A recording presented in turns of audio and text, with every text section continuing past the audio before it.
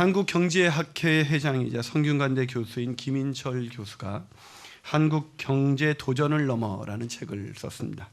그 책에서 김인철 교수는 독일에 대한 예를 들면서 우리나라에게 당면한 이 실업 문제를 어떻게 이겨나갈 수 있는지에 대한 나름대로의 방안을 내놓았습니다.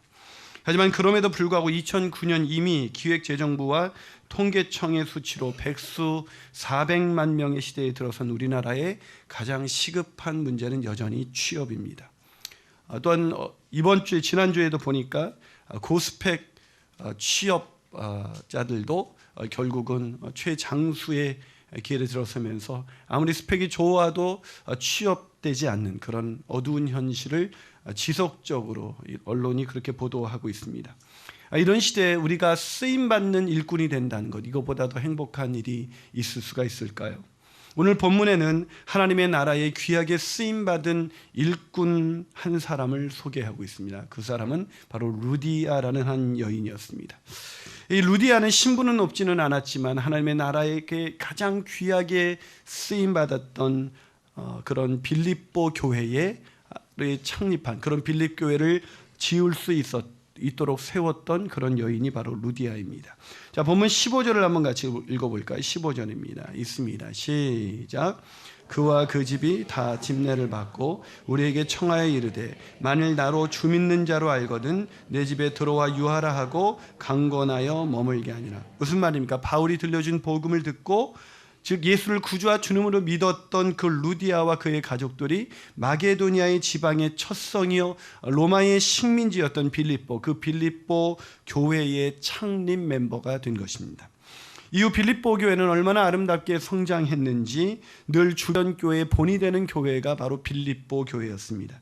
이에 대해서 사도 바울은 훗날 빌립보서 4장 15절에서 빌립보 교회를 이렇게 말하고 있습니다. 제가 읽어보겠습니다. 빌립보 사람들아, 띄워주세요. 빌립보 사람들아, 너희도 알거니와 복음의 시초에 내가 마게도니아를 떠날 때에 주고받은 내 일에 참여한 교회가 너희 외에 아무도 없었느니라. 무슨 말입니까? 평생 하나님 나라를 위해서 쓰임받았던 바울이 자신의 인생을 돌아보면서 선교 일정을 돌아보면서 생각해 보니까 가장 자신에게 힘이 되어줬던 교회, 자신이 정말 모든 교회에 자랑하고 싶었던 교회가 바로 빌립보 교회였다는 것입니다. 저는 상상해 보았습니다. 만약에 바울이 이 빌립보 교회를 생각할 때마다 가장 떠올랐던 사람이 있었다면 그 사람은 누굴까? 바로 빌립보 교회가 시작될 수 있도록 자신의 집을 내어주었던 바로 루디아가 아니었을까? 사랑하는 여러분, 여인으로 살아가면서 한 남자의 사랑을 받으며 편안하고 즐거운 일상을 누리는 것, 그것은 분명 여인의 행복일 것입니다. 하지만 그럼에도 불구하고 저는 여인의 인생, 아니 우리의 인생 속에 가장 복된 일이 있다면 그것은 세상에서 쓰임받는 것도 복이지만 하나님의 나라의 확장을 위해서 쓰임받을 수 있는 것, 이것보다 더 큰 축복은 없다고 생각합니다. 그러게 우리가 세상에서도 쓰임받지만 하나님 나라에 쓰임받는 저와 여러분이 되시기를 주님의 이름으로 축복합니다. 자, 그렇다면 우리가 어떻게 평생 하나님의 나라에 쓰임받는 인생 살아갈 수가 있는 것일까요? 그 첫 번째 비결은 예배의 최우선순위를 두어야 한다는 것입니다. 예배의 최우선순위를 두어야 합니다. 스티븐 콥이라는 분을 아시죠? 그분의 유명한 책 성공하는 가족들의 7가지 습관, 그 책 이전에 냈던 책이 성공하는 사람들의 7가지 습관이라는 책이죠. 스티븐 콥은 거기서 성공하는 인생을 살기 위해서 사람들이 가져야 할 가장 중요한 습관 중에 하나가 바로 우선순위를 잘 분별할 줄 알아야 한다고 지적했습니다. 만약에 우리가 긴급한 일에 쫓겨 중요한 일을 놓치게 된다면 우리의 코끝에서 호흡이 멈춰지는 순간 우리는 후회할 수밖에 없는 인생을 살게 된다는 것이죠. 자, 그렇다면 그리스도인으로 살아가는 우리에게 있어서 최우선순위는 무엇일까요? 그리스도인에게서 최우선순위가 뭐라고 생각하십니까? 눈치만 있으면 답할 수 있을 텐데 바로 예배이죠. 예배입니다. 잔 메가더는 그의 책 예배에서 이렇게 말합니다. 예배보다 더 중요한 것은 없다. 우리는 예배드리기 위해서 구원받았다. 한 번은 전도를 열심히 하는 한 집사님과 식사를 하게 되었는데 그분이 저에게 이렇게 말하는 것이었습니다. 목사님, 전도를 하다 보니까 인간의 입장에서는 구원받는 것이 참 중요하겠지만 하나님의 입장에서는 예배가 더 중요하지 않을까 생각하게 되었습니다. 그러면서 그분이 결국 한 영혼을 위해 전도한다는 것은 그 영혼이 구원받아 하나님을 예배하는 예배자로 살게 하기 위함이 아닐까요? 참 요즘 평신도들은 수준이 높아도 너무 높아요. 그런 평신도들 앞에서 설교를 하려니 제가 얼마나 많이 힘들겠습니까? 우리 교회 성도들의 수준이 이 정도입니다. 그런데 이분이 그러면서 하는 말이, 예전에는 전도에만 집중했는데 이제 전도한 사람을 예배의 자리로 인도하여야겠다. 그래서 매주 2014년부터 결심한 것이 있는데 매주 한 사람을 초대해서 그분과 같이 예배를 드리겠다는 거예요. 그래서 그분이 몇 분 벌써 초대해서 우리와 함께 예배를 드리고 있습니다. 여러분, 사실 그리스도인들에게 전도보다 더 중요한 것은 예배입니다. 그 교회의 기능이 여러 가지가 있어요. 뭐 교제, 전도, 봉사, 이런 여러 가지가 다 있지만 예배가 빠지면 모든 것은 중심을 잃어버리게 되어 있습니다. 그 모든 사역의 중심에는 예배가 있기 때문에 예배하지 않으면서 일한다, 예배하지 않으면서 사역을 한다, 그러면 반드시 지치게 되어 있습니다. 그래서 유대인들은 10명만 모이면 회당을 지었어요. 회당을 왜 지었을까요? 예배드리기 위해서입니다. 그래서 거기서 예배하고 기도하면서 자녀들을 양육한 것이죠. 이에 이런 유대인들을 지켜봤던 훗날의 역사가들은 이런 말을 남겼습니다. 유대인들은 목숨을 걸고 안식일을 지켰다. 그런데 훗날 이 안식일이 유대인들을 지켜주었다. 이 말을 좀 바꿔볼까요? 그 회당에서 안식일에 그들이 했던 가장 중요한 행위는 예배였기에 이렇게 말할 수도 있습니다. 유대인들은 목숨 걸고 예배를 드렸다. 그리고 훗날 이 예배가 유대인들을 지켜주었다. 그래서 유대인들은 세계 어디에 흩어져도 그들이 제일 먼저 하는 것은 회당을 짓는 일이에요. 우리의 선조들도 그러지 않았습니까? 우리 선조들도 목숨 걸고 예배를 드렸습니다. 우리 초대교회 역사를 그렇게 읽어보면 초대교회에서 예배를 드리기 위해서는 차 타고 이렇게 몇 분 이동하는 것, 그것으로 그치는 정도가 아니었습니다. 그들은 정말 수백 리길을 걸어서 뭐 2시간 걷는 건 보통이었고요, 너다섯 시간을 걸어서 와서 예배를 드렸는데 이렇게 걸어서 온 예배를 그냥 짧은 시간에 드릴 수 없다. 그래서 보통 그들이 드렸던 예배 시간은 평균 4-5시간. 예배를 위해서 하루 온종일을 투자했던 선조들. 저는 어쩌면 오늘날 우리가 이렇게, 우리나라가 이렇게 잘 사는 나라, 하나님의 축복을 누리며 살 수 있었던 것, 우리의 선조들이 예배를 중요하게 여겼기 때문은 아니었을까. 하지만 안타깝게도 많은 현대인들은 예배를 그렇게까지 중요하게 생각하지는 않습니다. 얼마든지 빠질 수 있다고 생각합니다. 그리고 예배를 드리다가도 바쁘면 나갈 수도 있는 것이고요, 주말에 결혼식이 있거나 아니면 행사가 있으면 당연히 빠져도 되는 것입니다. 그러나 오늘 바울의 일행도 그렇지 않았습니다. 유대인들만 예배를 그렇게 중요하게 여겼다고요? 아니요. 누구보다도 복음 안에 있었던 바울은 예배에 있어서 최우선 순위를 가지고 있었던 사람입니다. 자, 과연 그런지 본문 13절을 같이 한번 읽어보겠습니다. 자, 본문 13절 한번 같이 읽습니다. 시작. 안식일에 우리가 기도할 곳이 있을까요? 문 밖 강가에 나가 거기 앉아서 모인 여자들에게 말하는데. 자, 이 안식일에 이 바울 일행이 어디를 나갔어요? 강가, 기도할 것이 있을까 해서 강가에 나갔다 여자들과 말을 했다. 여러분, 우리가 이걸 오해할 수 있어요. 예배 드리러 나갔다 그냥 여자들 만나서 바울이 노닥거리고 있었다, 뭐 이렇게 해석할 수 있을까요? 그건 아닌 것 같죠. 왜 기도처를 찾았을까요? 유대인들은 10명 이상 모여야 회당을 지었는데 10명이 모이지 않으면 그들은 기도처라도 만들었어요. 10명이 안 됐을 때. 그렇다면 기도처의 가장 중요한 기능은 뭐였을까요? 예배드리는 것이었습니다.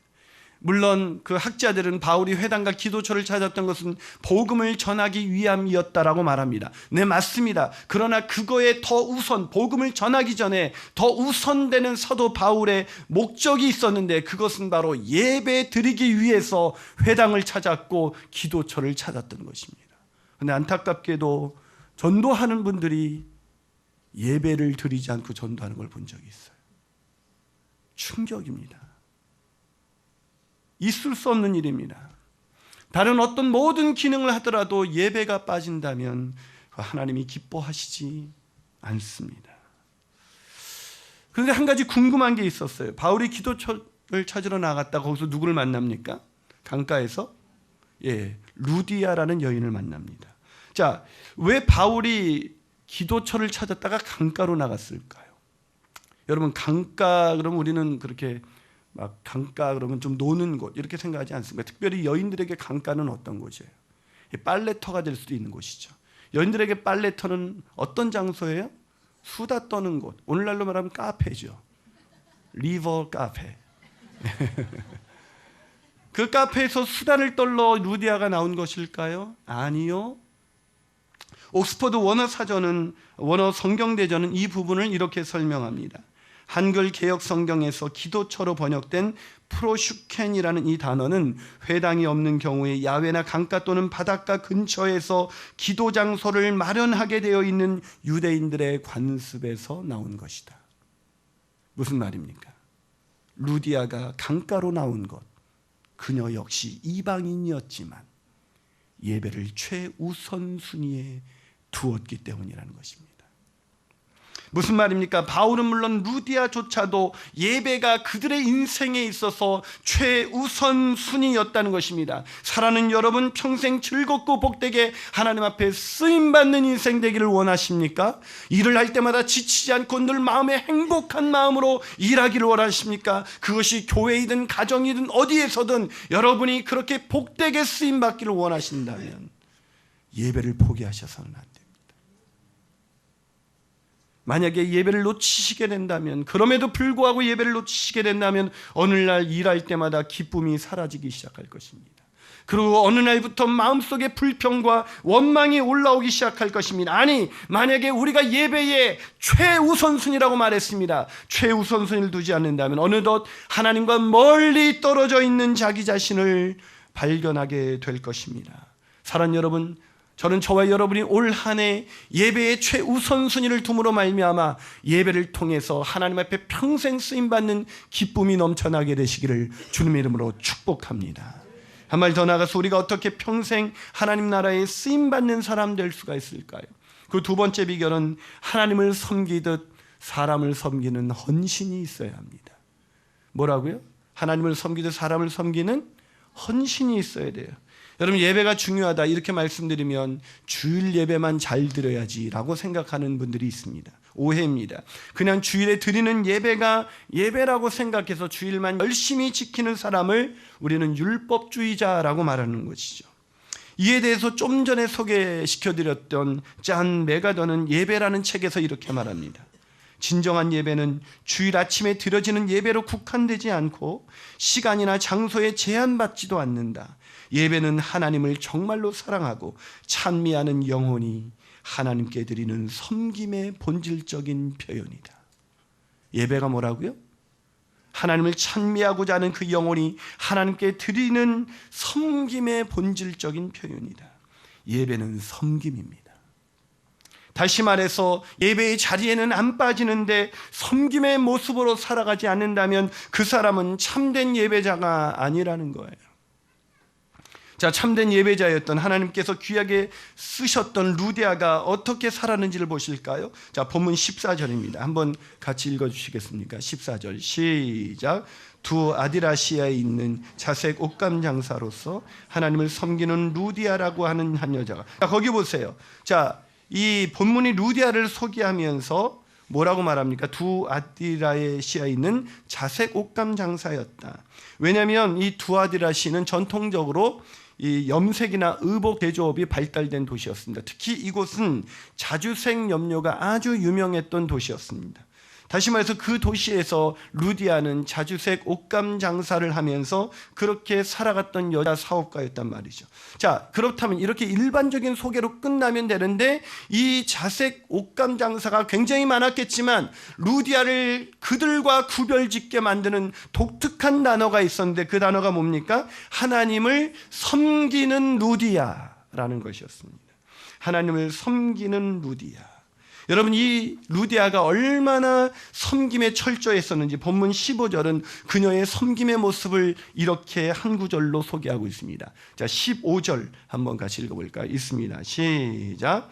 그와 그 집이 다 침례를 받고 우리에게 청하여 이르되 만일 나를 주 믿는 자로 알거든 내 집에 들어와 유하라 하고 강권하여 머물게 하니라. 자, 오늘 본문에 남편이 따로 소개되어 있지 않은 걸 보니까 이 루디아는 과부였던 것으로 추정됩니다. 혼자 생계를 책임지는 작은 가게의 여사업가였단 말이죠. 말이 여사업까지 그냥 겨우 혼자이므로 집 한 채 마련해서 살고 있는 과부였단 말입니다. 이 역사가의 말에 의하면 이 당시 집 한 채 마련하는 것이 결코 쉽지 않았대요. 왜냐하면 이때 로마의 식민자가 되면서 집값이 폭등한 거예요. 마치 세종시가 폭등하듯이 그렇게 폭등한 것이죠. 그런데 그렇게 얻은 집에 누구를 초대합니까? 복음을 듣고 침례를 받은 후에 자기에게 침례를 주었던 바울과 그 일행을 초대해서 식사 대접을 하는 거예요. 얼마나 부러운지.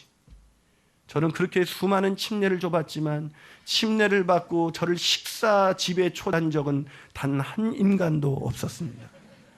앞으로 침례를 주지 말아야겠다. 앞으로 모든 침례는 우리 부목사님들이 주고 누가 밥 사줄 때까지 침례는 주지 말아야겠다. 처음에는 그냥 바울이 침례 준 그 바울이 그냥 고마워서 극진한 대접을 했구나 이렇게 생각했습니다. 그런데 본문을 연구해 보니까 그게 아니었어요. 이 루디아의 집에서 빌립보 교회가 시작됐잖아요. 집에 초대해서 어떻게 한 것입니까? 자기의 집을 내놓은 거예요. 뭐로요? 교회로. 우리 한국 기독교 역사 속에서도 자신의 집을 교회로 내놓았던 수많은 권사님들이 계셨습니다. 그들이 집을 내놓았기 때문에 한국 교회에 영적인 부흥이 일어났던 것이고 그 교회가 민족을 치유하고 세상을 변화시키면서 누군가를 변화시켰던, 누군가를 섬겼던 그런 섬김의 공동체가 될 수 있었던 것입니다. 얼마나 이것이 힘든 일이었으면 사도 바울이 말렸습니다. 아니, 당신이 어떻게 해서 번 돈인데 혼자 살아가면서 이 집마저 없으면 당신 어떻게 살려고 그래요? 아마 이렇게 말했던 것으로 기억합니다. 왜요? 오늘 보면 15절에 보니까 이렇게 나와 있지 않습니까? 오늘 보면 15절에서 이렇게 말합니다. 그와 그 집이 다 세례를 받고 침례를 받고 우리에게 청하여 이르되 만일 나로 주 믿는 자로 알거든 내 집에 들어와 유하라. 단순히 집에 들어와서 먹고 마시라는 것이 아니라 내 집에 들어와서 유하면서 이곳이 교회가 될 수 있도록, 이곳을 통해서 하나님의 나라가 확장될 수 있도록 이곳에 와서 유하십시오. 나로 주 믿는 자로 알거든. 무슨 말입니까? 내 인생의 구주와 주님 되신 예수 그리스도, 내 인생의 주인은 예수님이십니다. 그러게 내 집도 주님의 것입니다. 그러니 주님의 뜻대로 나의 집을 사용하여 주십시오. 내가 주 믿는 자라는 것을 당신이 믿는다면.